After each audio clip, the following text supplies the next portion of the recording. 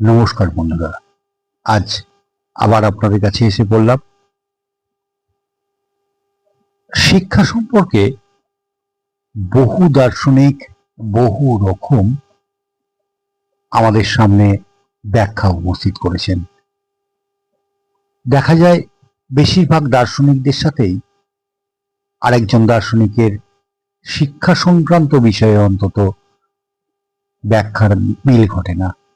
শিক্ষা কি, এই ব্যাখ্যার মিল ঘটে না। তবুও বেশিরভাগ দার্শনিকের একটি ব্যাখ্যাকে মেনে নিয়েছেন। শিক্ষা হলো যা পুঁথিতে এবং মানুষের স্মৃতিতে লেখা আছে, তাই হলো শিক্ষা। শিক্ষা সম্পর্কে একটা ভুল ধারণা আমাদের মধ্যে সবসময় রয়েছে। অনেকে মনে করেন আমরা স্কুল কলেজে শিক্ষা লাভ করে শিক্ষিত হই এবং শিক্ষা তাকেই আমরা বলি। কিন্তু আপনি আপনার পছন্দের যে কোনো মানুষকে জিজ্ঞাসা করুন যে আপনারা কি স্কুল কলেজে প্রকৃত শিক্ষা লাভ করেছেন।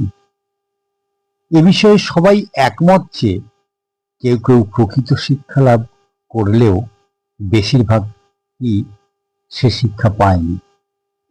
স্কুল কলেজে তথ্যপূর্ণ অনেক শিক্ষা পায়, কিন্তু শিক্ষার অনেকটাই বাকি থাকে।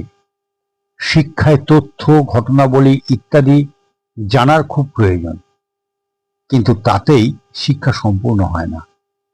আমাদের শিক্ষার সত্য অর্থ জানা দরকার। বুদ্ধিগত শিক্ষা আমাদের মস্তিষ্ককে উর্বর করে এবং মূল্যবোধের শিক্ষা আমাদের হৃদয় বৃত্তিকে সমৃদ্ধ করে। বস্তুতপক্ষে যে শিক্ষা আমাদের হৃদয়কে সুশিক্ষিত করে না, সে শিক্ষা বিফল। আমাদের পরিবার, সমাজ ও কর্মস্থলের উপযোগী চরিত্র গঠনের জন্য যে নীতিবোধ ও নীতি শিক্ষার প্রয়োজন, সে শিক্ষা চরিত্রের সততা, সহমর্মিতা, সাহস, একাগ্রতা ও দায়িত্ববোধের মতো মৌলিক গুণাবলী গঠন করে। সেই শিক্ষাই একান্ত প্রয়োজন। আমরা কেবল ডিগ্রির মানদণ্ডে মাপা শিক্ষা চাই না, আমরা চাই মূল্যবোধের শিক্ষা। জোরের সঙ্গে বলা যায়, যে ব্যক্তি নীতিবোধের শিক্ষায় শিক্ষিত তার খুব উচ্চ ডিগ্রিধারী অথচ নীতিবোধ বর্জিত ব্যক্তির থেকে জীবনে উন্নতি করার সম্ভাবনা অনেক অনেক বেশি।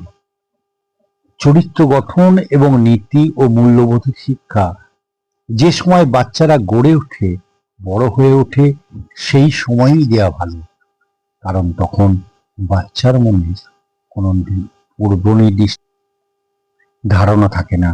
সেই কারণেই চরিত্র গঠন, নীতি ও মূল্যবোধের শিক্ষা আমাদের বাচ্চা বেলা থেকেই দেওয়া উচিত আমাদের অভিভাবকদের। যদি আপনাদের ভালো লাগে, আপনারাও আপনাদের সন্তানদের সেইভাবে মানুষ করবেন। ধন্যবাদ, নমস্কার।